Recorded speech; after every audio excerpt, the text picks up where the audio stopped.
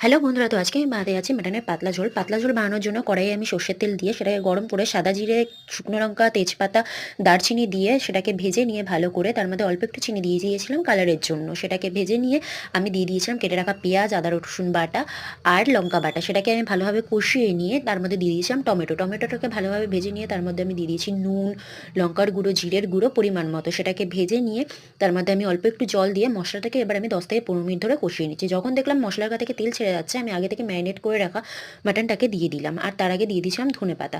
মাটনটাকে দিয়ে আমি 10 থেকে 15 মিনিট ভালোভাবে কষিয়ে নিয়েছিলাম। কষিয়ে নিয়ে 2 থেকে 3 মিনিটের জন্য ঢাকা দিয়ে রেখেছিলাম। ঢাকনা খুলে তারপর আমি তার মধ্যে কাঁচা পেঁপে দিয়ে দিই। কাঁচা পেঁপে দিয়ে দেওয়ার পর সেটাকে আমি ভালোভাবে আরও 10 মিনিট কষিয়ে নিয়ে যেগুলো কম ছিল সেই মশলাগুলো দিয়ে আমি আগে থেকে গরম করে রাখা জল দিয়ে দিই 2 বাটি মতো। সেটাকে তারপর আমি ঢেকে রাখি 30 থেকে 35 মিনিট। 35 মিনিট পর খোলার পর আমার মাটন পুরোপুরি রেডি হয়ে গেছে। তাই জন্য আমি ওপর থেকে খালি ধনেপাতা আর গরম মশলা ছড়িয়ে দিয়েছিলাম। দেখো কত সুন্দর কালার এসছে, আর খেতেও ভালো হয়েছিল, পুরো নরম হয়েছিল, এমন না কাঁচা ছিল।